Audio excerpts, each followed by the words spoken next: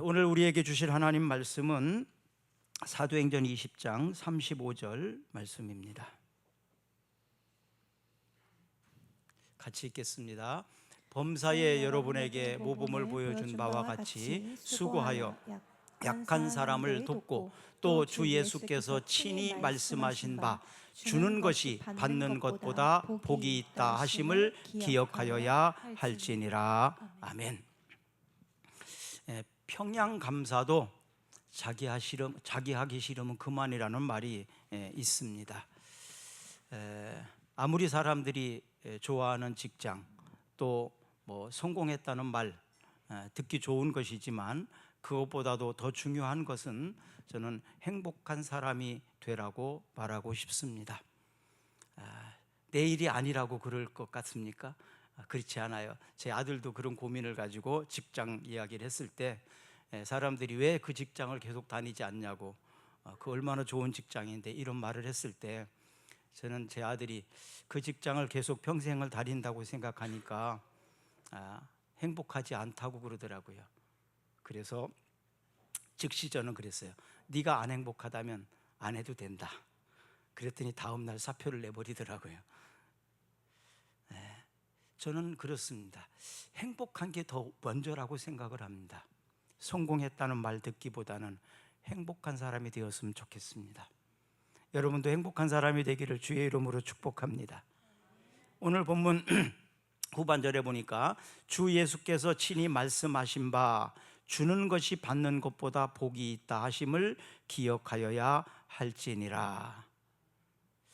주 예수께서 친히 말씀하셨다. 그런데 이 말씀은 사복음서에 그대로 기록되어 있지는 않습니다. 사복음서에 기록은 없지만 그들이 이 주님의 말씀을 들었던 말씀, 그래서 주님이 친히 말씀하신 것이라고 기록을 하고 있습니다. 이 말씀은 지금까지 설교한 팔복과 함께 참된 행복이 어디서 오는지를 잘 가르쳐주고 있는 말씀입니다. 이 말씀은 사도 바울이 에베소 교회에서 3년 동안 사역을 했는데요, 마지막에 한 설교 내용 중에 있는 말씀입니다. 주는 것이 받는 것보다 복이 있다 하심을 기억해라. 교만한 사람은요, 주는 것도 인색하지만 받을 줄을 모릅니다. 심지어는 하나님의 말씀도 또 하나님이 주시는 은혜도 거절하는 것을 보게 됩니다. 교만한 사람은요, 자신이 부족하다는 사실도 깨닫지 못합니다. 그래서 마태복음 5장 3절 4절 말씀에 있는 하나님의 통치와 은혜를 바라는 심령이 가난한 사람이 되지를 못합니다. 3절 4절 제가 읽어드리면 심령이 가난한 자는 복이 있나니 천국이 그들의 것이며 애통하는 자는 복이 있나니 그들이 위로를 받을 것이며. 심령이 가난한 자에게 하나님은 천국을 주시고요, 애통하는 자에게는 위로를 주신다고 말씀하고 있습니다. 또 5장 12절에 보면 기뻐하고 즐거워하라 하늘에서 너희의 상이 큼이라. 이것은 핍박을 당하고 고난을 당할 때 그래도 기뻐해라. 왜냐하면 하나님이 하늘에서 주시는 상이 더 크기 때문이다.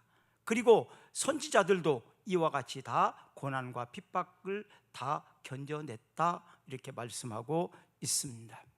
야고보서 2장 5절 같이 읽어보겠습니다.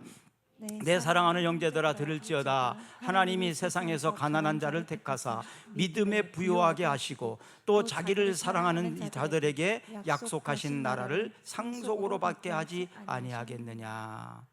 하나님께서 세상의 가난한 자들에게 믿음의 부요를 주신다. 뿐만 아니라 예수님께서 공생의 기간 동안에 보시면 병든 자들을 치유해 주셨고요, 또 굶주린 자들에게 먹을 것을 주셨습니다.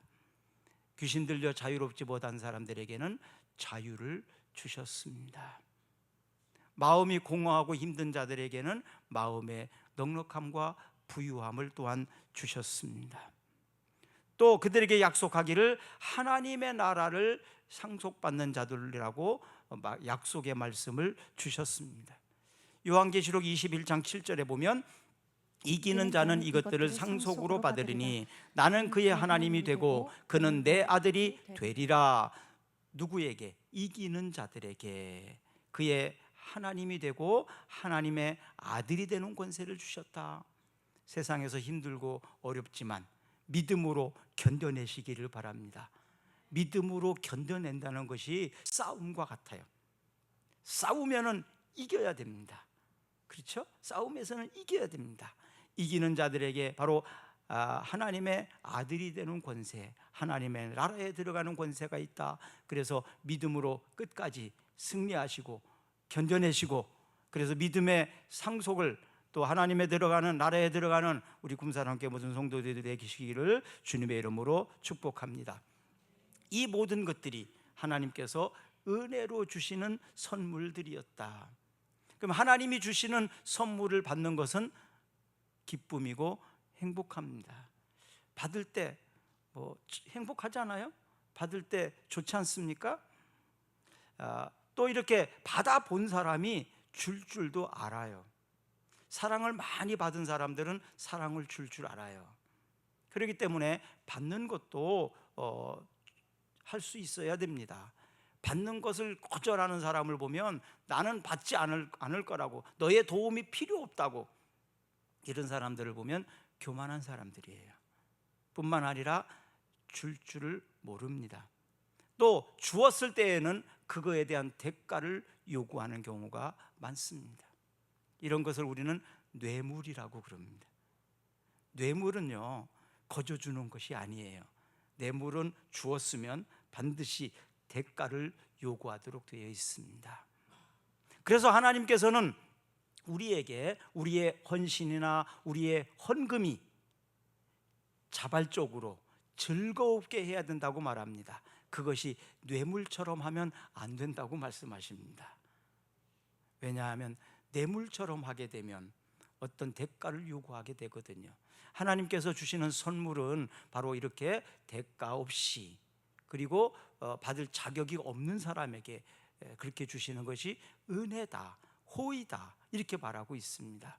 그래서 우리의 헌신은, 우리의 헌금은 하나님 앞에 자발적으로 즐거움으로 드릴 수 있도록 그 믿음이 있어야 되고, 또한 드릴 수 있는 건강이나 물질도 있어야 되는 거예요. 그래서 억지나 인색함으로 할 필요는 없습니다.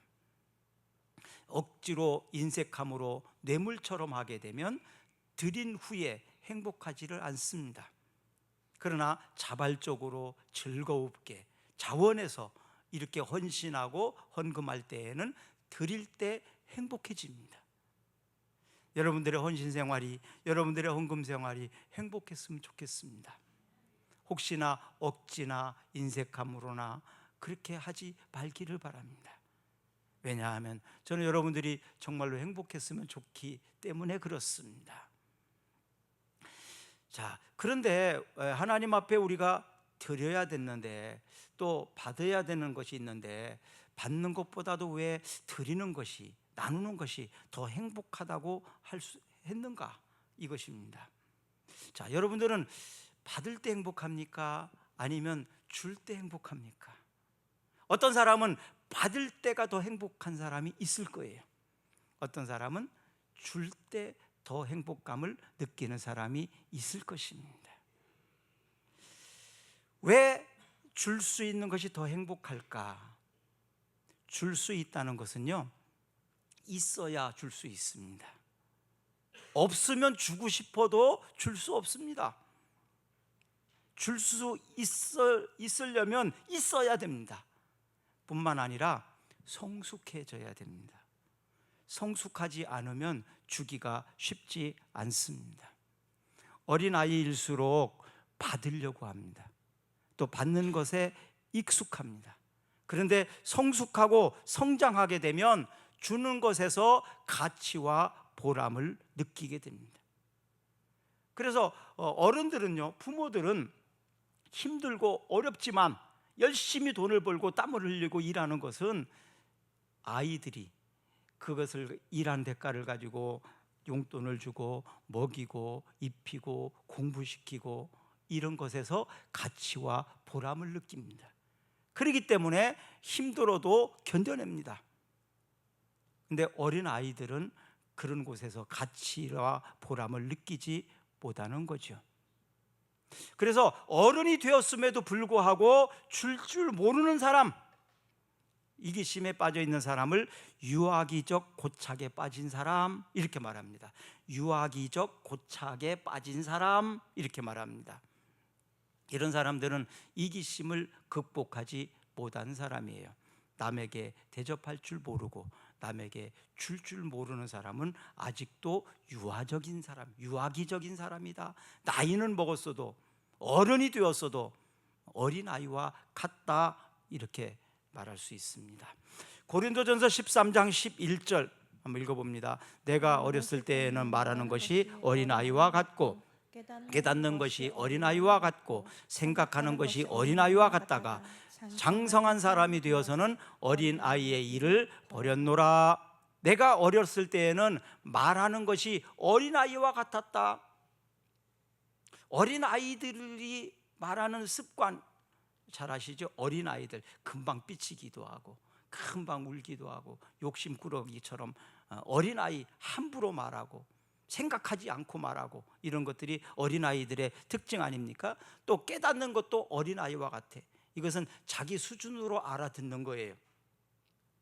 좀 수준을 높여서 넓은 마음으로 상대방이 왜 그런 말을 했는지 어떤 의도가 있는지 이런 것들을 생각하지 않고 자기 입장에서 그냥 들어버립니다. 좋은 뜻으로 말했는데 나쁜 뜻으로 알아듣습니다. 이것이 바로 어린아이와 같은 모습이지요. 생각하는 것이 어린아이와 같다. 생각하는 것이 어린아이와 같다. 생각이 짧거든요. 생각이 깊지 못합니다. 생각이 넓지 못합니다. 그러니까 자기 소견에 따라서 작은 생각으로 좁은 생각으로 이렇게 하는 것이 어린아이와 같다. 그런데 장성한 사람이 되어서는 어린아이의 일을 버렸노라 이렇게 말합니다. 어린아이들은요 듣고 싶은 말을 좋아합니다. 듣기 싫은 말은 물론 어른들도 듣기 싫은 말 좋아할 사람은 별로 없어요. 그러나 듣기 싫은 말이라 할지라도 그것이 바른 말이라면 그것이 쓴소리라 할지라도 그것이 옳은 것이라면 입에 써도 먹잖아요. 왜? 건강을 위해서. 근데 어린아이들은 입에 쓰면 안 먹으려고 합니다. 듣기 싫은 말은 당장 거부합니다. 바로 진노하고 화를 내고 역정을 내고 그럽니다. 이것은 어린아이와 같은 사람들이에요. 자, 여러분은 지금 어떻습니까? 유아기적 고착에 빠진 사람은 아닌지요? 나이는 50이 되고 60이 되었는데도 아직까지 유아기적 고착에 빠져가지고 조금만 쓴소리를 하고 조금만 듣고 싶지 않은 말을 하면 금방 화를 내고 대항하고 그 말의 의도를 제대로 깨닫지 못하고 자기 입장에서 생각하고 자기 좁은 생각에서 생각해서 바로 반발하고 공격하고 이런 사람들은 바로 유아기적 고착에 빠진 사람입니다. 우리는 정치권에 있는 사람들이 그렇게 하는 모습을 많이 봅니다.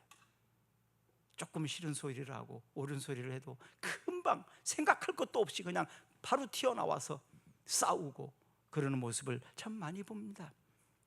그 모습이 우리의 모습은 아닌지요?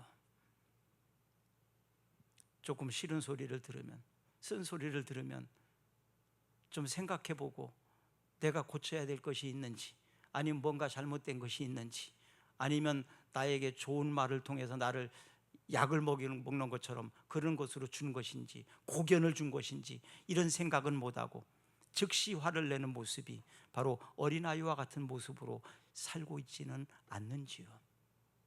이것은 나이는 먹었지만 어른이 되었지만 아직 유아기적 고착에 빠진 사람입니다.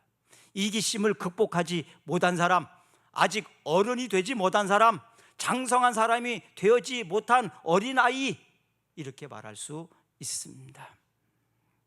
히브리서 5장 13절 14절 읽어봅니다. 이는 젖을 먹는 자마다 어린아이니 의의 말씀을 경험하지 못한 자요 단단한 음식은 장성한 자의 것이니 그들은 지각을 사용함으로 연단을 받아 선악을 분별하는 자들이니라.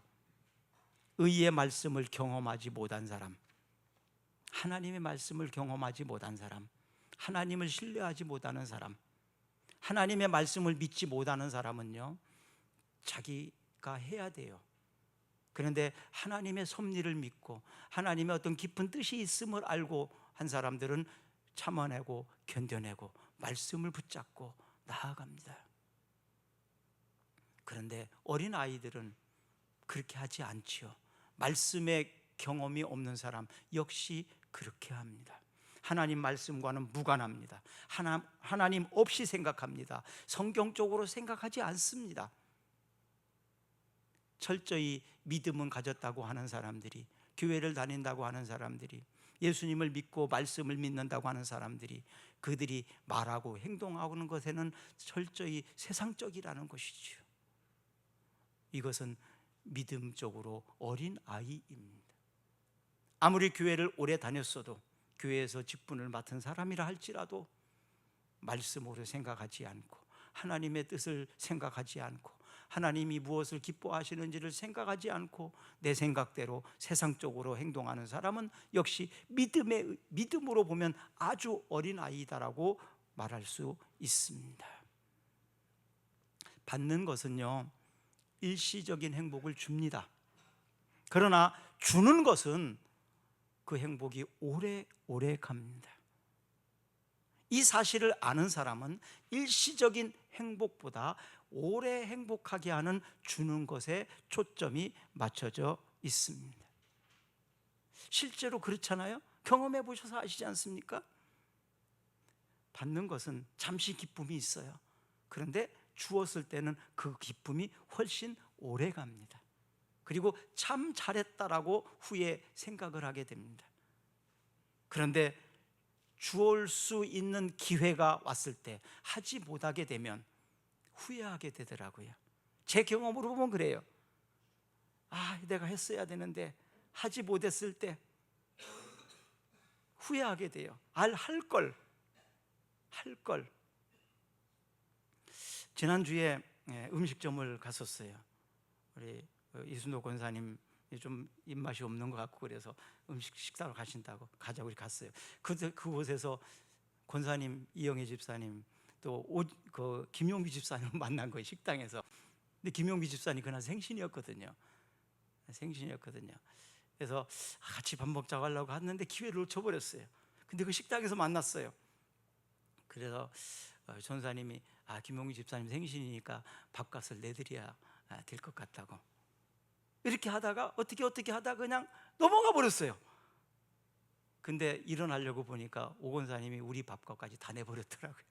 기회를 놓쳐버렸어요, 사실은. 그래서 참 아쉽다.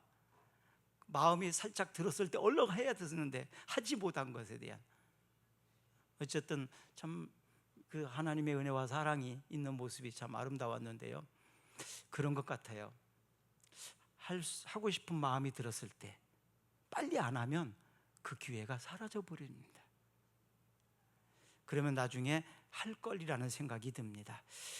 폴 투르니에라는 사람이 있는데요, 스위스 제네바 출신입니다.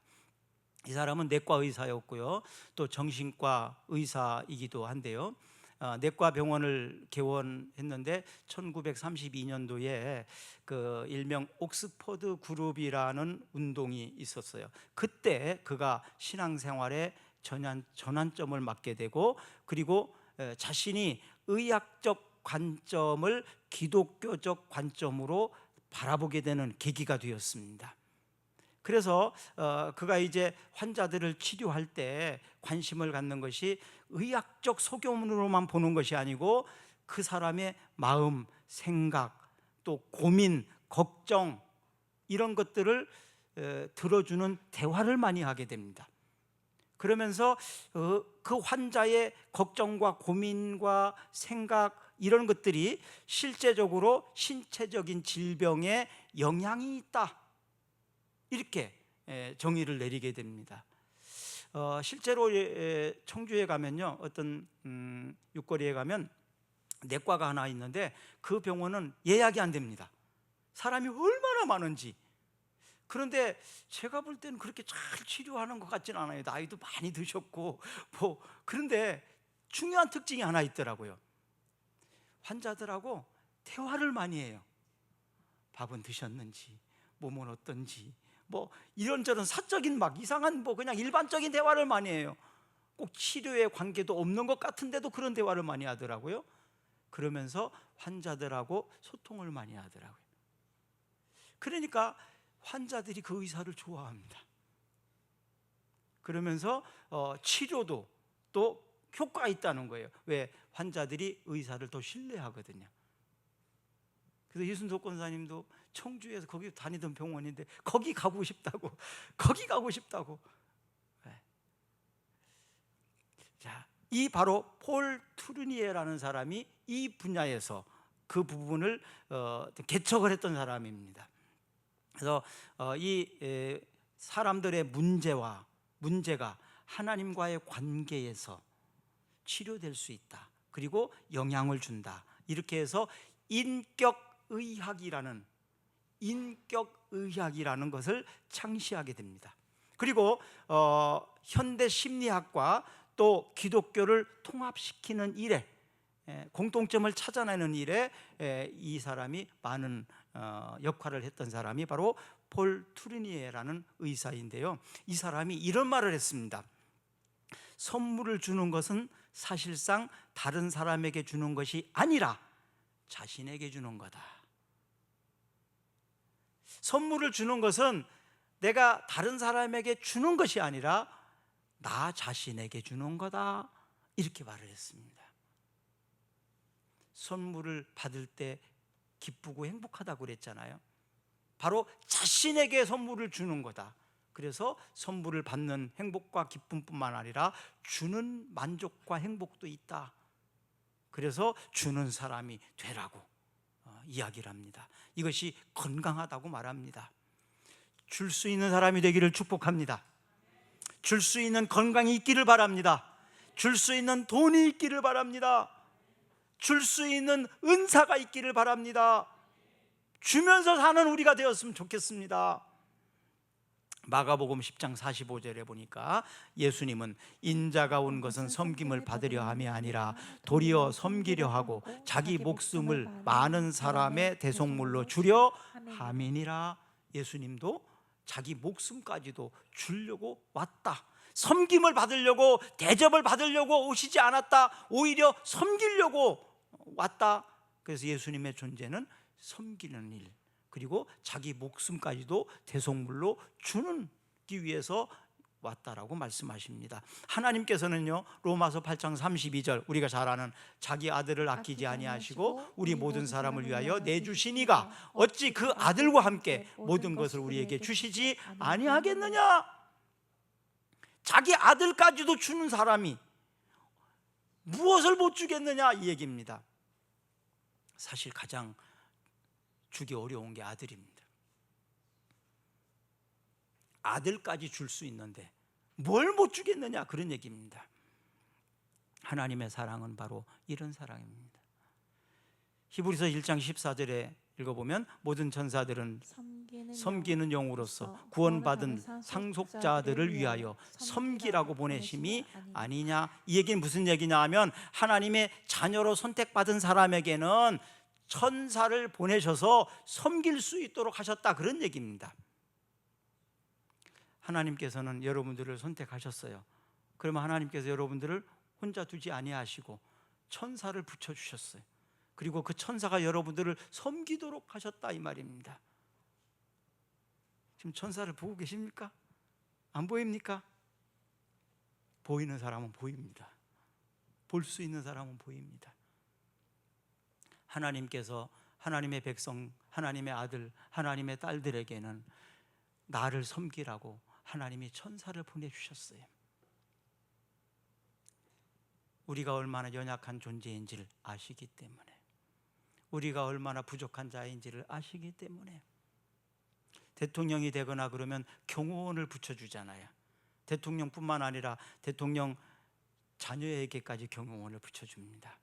예, 대통령이 걱정 안 하도록, 아이들 때문에, 자녀 때문에, 집 때문에 걱정 안 하고 나라 일에 전념할 수 있게 하기 위해서 국가에서 경호원을 붙여주는 거예요. 하물며 하나님께서 우리들을 그냥 두시겠습니까? 위험한 곳에다가. 그래서 하나님은 우리를 이 세상에 사는 동안 천사를 붙여주셔서 우리를 섬기도록, 도와주도록 하고 계신다, 이 얘기입니다. 이제 여러분들은 혼자가 아니라는 얘기. 여러분 옆에 천사가 있습니다. 하나님이 보내신 천사가 있습니다. 그 천사가 여러분들을 붙잡아 주십니다. 여러분들을 도와주십니다. 여러분들을 보호해 주십니다. 아멘. 예. 요즘에 그 묵상글 읽으면서 성막, 또 하나님 주의 백성들을 지키는 일들, 하나님이 얼마나 세밀하게 철저하게 아시는지 알잖아요. 하나님께서 여러분들을 지켜주시기 위해서, 여러분들을 보호하시기 위해서 얼마나 세밀하게 아시는지, 심지어는 머리카락이 현재 내가 몇 개인지도 주님은 알고 계신다고 말합니다. 그만큼 우리를 세밀하게 지키시고 보호하십니다. 겁내지 말고 두려워하지 말기를 바랍니다. 하나님의 상속자들, 구원받은 자들에게는 천사를 보내주셨습니다. 그 천사가 여러분들을 수종들어 주실 것입니다. 하나님이 보내신 선물입니다. 받는 것에 대해서 그러면 감사의 표현은 어떻게 하면 좋을까요? 하나님께 너무너무 감사한데 그 감사의 표현을 어떻게 하면 될까요? 하나님께서는 다른 사람들을 섬기라고 말합니다. 우리에게 고맙냐? 감사하냐? 그러면 너도 다른 사람들에게 그렇게 하라고 말합니다. 우리가 그 선교를 할 때 우리가 성령의 바람, 이 선교회도 그러는데요, 뭐 양을 한 마리를 이렇게 아프리카 같은 데 사주거든요. 양을 사주고 그 양을 잘 키워가지고 먹고 살으라고 말합니다. 그리고 양이 새끼를 낳으면 다른 사람에게 한 마리 주라고 말합니다. 네가 받은 만큼 주라고. 그래서 계속 섬기는 일이 확장되어질 수 있도록 이렇게 받은 것에 대한 감사의 표현은 다른 사람들에게 또 나누어 주는 것입니다. 히브리서 13장 1절 2절, 형제 사랑하기를 계속하고 손님 대접하기를 잊지 말라. 이로써 부지 중에 천사들을 대접한 이들이 있느니라. 또 디모데전서 6장 17절에서 19절까지 내가 이 세대의 부한 자들을 명하여 마음을 높이지 말고 정함이 없는 재물에 소망을 두지 말고 오직 우리에게 모든 것을 후히 주사 누리게 하시는 하나님께 두며 선을 행하고 선한 사업을 많이 하고 나누어 주기를 좋아하며 너그러운 자가 되게 하라. 이것이 장래의 자기를 위하여 좋은 터를 쌓아 참된 생명을 취하는 것이니라.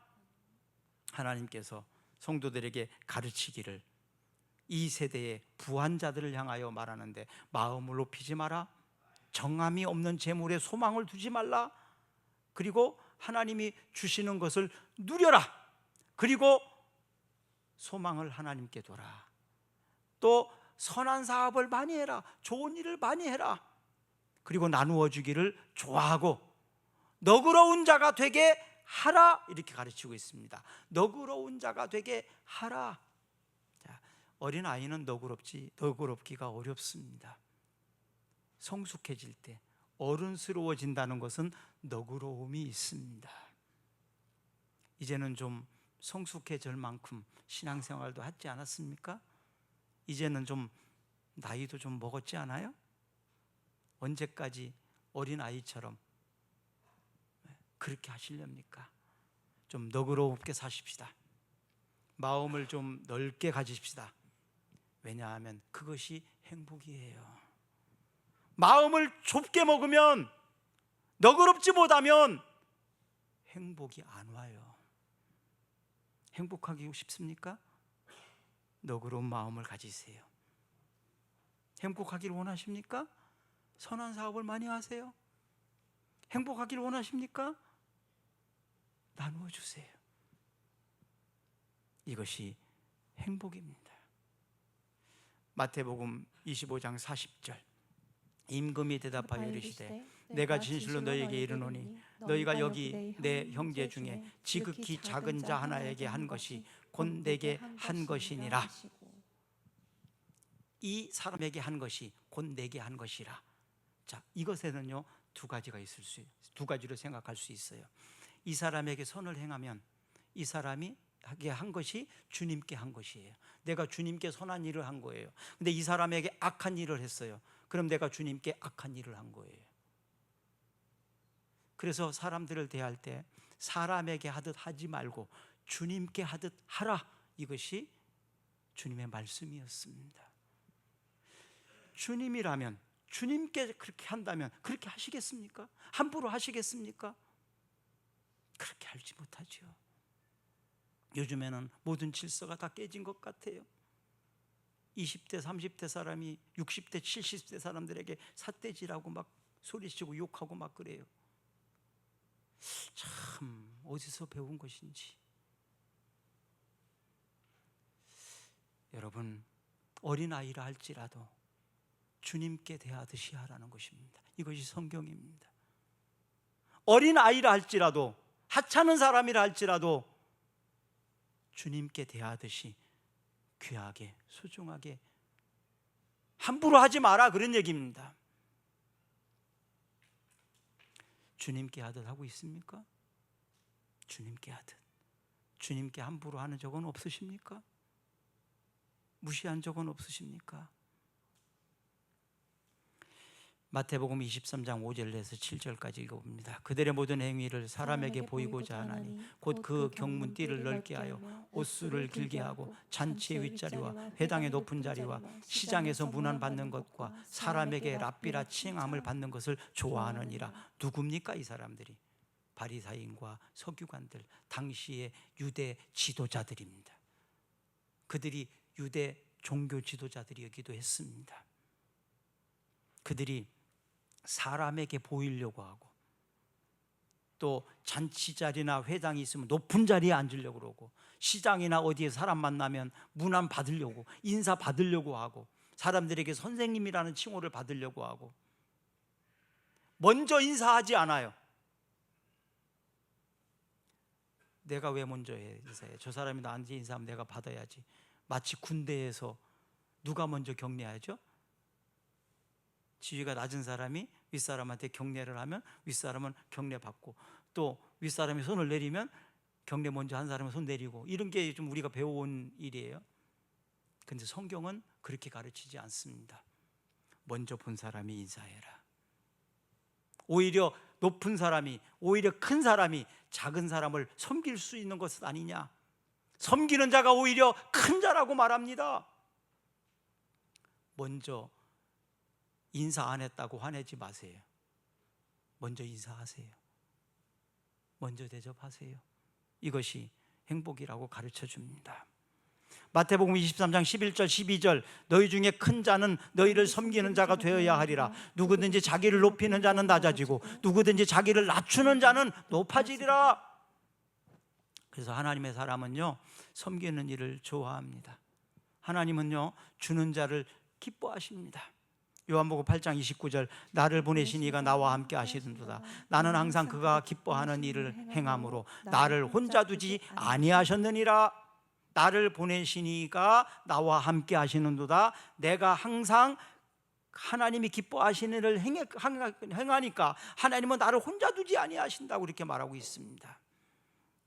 그래서 바울은요, 오늘 말씀이 에베소 교회에 3년 동안 목회하면서 마지막 설교라고 말씀을 드렸잖아요. 바울은 돈 때문에 목회한다는 오해를 받고 싶지 않았습니다. 돈 때문에 목회한다는 그런 오해를 받고 싶지 않았어요. 그래서 그는 복음을 전하는 사람들은 복음으로 말미암아 사는 것이 마땅하다, 그거를 가르쳤어요. 그렇지만 자기 자신은 사례를 거절했습니다. 왜냐하면 돈 때문에 목회하는 거라는 오해를 받고 싶지 않아서. 바울은 자기가 다른 사람들에게 부담스러운 존재가 되고 싶지 않았다는 것입니다. 다른 사람에게 부담스러운 존재가 되지 않기를 위해서 그는 그럼 어떻게 살아요? 그래서 그는 알바를 했어요. 쉽게 말하면 천막 짓는 알바를 하면서 돈을 벌어가지고 선교하고 자기 생활비를 사용을 하면서 사역을 했습니다. 왜냐하면 복음을 팔아먹는 사꾼이 되고 싶지 않았던 거죠. 다른 사람에게 부담이 되고 싶지 않았던 것입니다. 그래서 더 열심히 일을 할 수밖에 없었어요. 그리고 그는 여러 모양으로 다른 사람들을 섬길 수 있었습니다. 사도행전 20장 34절 35절 같이 읽어봅니다. 여러분이 아는 바와 같이 네 손으로 나와 내 동행들이 쓰는 것을 충당하여 범사에 여러분에게 모범을 보여준 것과 같이 수고하여 약한 사람들을 돕고 또 주 예수께서 친히 말씀하신 바 주는 것이 받는 것보다 복이 있다 하심을 기억하여야 할지니라. 그래서요, 더 열심히 공부해야 돼요. 열심히 공부해서 남 주는 거죠. 열심히 돈 벌어서 섬기는 거죠. 그래서 내가 더 열심히 해야 되는 거예요. 왜? 나눠주기 위해서. 나만 먹고 살려면 그렇게 할 필요가 없어요. 저는 기업가들이 그런 정신을 가지고 사업을 했으면 좋겠어요. 우리 공부하는 학생들도 그런 목표를 두었으면 좋겠어요. 나는 공부 안 해도 살 수 있어. 그렇지만 해야 돼. 왜? 내가 열심히 공부해서 다른 사람들에게 도움이 되는 사람이 돼야 되니까요. 빌립보서 1장 24절을 저는 되게 좋아합니다. 한번 해볼까요? 읽어볼까요? 내가 육신으로 있는 것이 너희를 위하여 더 유익하리라. 내가 육신으로 있는 것이 너희를 위하여 더 유익하리라. 저는 이 말씀이 제 삶의 모토이기도 합니다. 내가 있는 곳, 내가 가는 곳, 나를 필요로 하지 않는다면 저는 과감히 떠납니다. 나에게 유익, 그거 필요 없어요. 그곳에서 나를 필요로 하지 않는다면 난 그곳에 있지 않습니다. 있을 필요를 못 느낍니다. 내가 부담스러운 존재가 되면 안 되잖아요. 저는 사역도 마찬가지라고 생각을 합니다. 만약에 꿈사랑교회가 저희가 부담스러운 존재가 된다면 전 사임합니다. 내가 왜 꿈사랑교회 부담스러운 존재가 되어야 됩니까? 저는 모든 곳이 다 마찬가지입니다. 연합회든 어떤 모임이든 내가 부담스러운 존재로 있는 건 거절합니다. 내가 어떤 도움이 될까가 저는 중요하지 않아요. 나는 얼마든지 살 수 있어요. 저는 내가 섬길 수 있는 것이 있다면 그 대신에 갑니다. 나의 이익과는 상관이 없습니다. 이 말씀이 바울이 어떻게 살았는지를, 내가 육신으로 있는 것이 너희를 위하여 더 유익하리라, 이것은 누가 할 수 있는 고백입니까? 주는 사람만 할 수 있는 고백입니다. 줄 수 있는 사람, 주는 사람만 할 수 있는 고백이에요. 내가 얻어먹는 사람은 이 고백할 수 없습니다. 나의 유익을 위해서 상대방을 필요하고 상대방을 이용하는 사람들은 이 말씀을 사용할 수 없습니다. 주는 사람만 할 수 있는 고백입니다. 바울은 예수님께 배운 말씀대로 실천하면서 주는 자의 삶을 살았습니다. 저는 그렇게 살기를 원합니다. 여러분들도 주는 사람으로 살기를 축복합니다. 이것이 하나님이 기뻐하실 뿐만 아니라 여러분들이 행복하게 사는 비결입니다. 고린도후서 8장 9절, 우리 주 예수 그리스도의 은혜를 너희가 알거니와 부요하신 이로써 너희를 위하여 가난하게 되심은 그의 가난함으로 말미암아 너희를 부요하게 하려 하심이라. 자, 그러면 줄 수 있는 것이 없는데 어떻게 줄 수 있습니까? 줄 수 있는 것이 없나요? 정말 없나요? 줄 수 있는 것이 없는 사람은 전 없다고 봅니다. 모든 사람은 크든 작든 줄 수 있는 것이 있어요. 그런데 제일 중요한 게 뭔지 아십니까? 저는 마음입니다. 마음. 진심이 담겨있지 않은 섬김은, 나눔은 저는 무익하다고 생각을 합니다. 마음이 중요해요. 그래서 하나님께 예배 드릴 때에도 영과 진리로 예배하는 거예요. 하나님께서 우리에게 원하시는 것은 무엇일까? 마음입니다. 마음. 찬양단 나오세요. 잠언 23장 26절. 내 아들아 내 마음을 내게 주며 내 눈으로 내 길을 즐거워할지어다. 하나님은 우리의 마음을 원하십니다. 하나님은 우리의 마음을 원하십니다. 진심으로 주님께 마음을 드린다면 그 마음에 여러분들의 마음에 하나님이 행복을 담아 주실 것입니다. 여러분들의 빈 마음에 하나님이 필요한 모든 것들을 가득가득 담아서 채워 주실 것입니다. 그리고 그 넘쳐나는 것을 세상에 가서 나누어 줄 수 있는 우리 꿈사랑교회가 되기를 예수님의 이름으로 축복합니다. 우리 다 같이 일어나셔서 찬양으로 고백하겠습니다.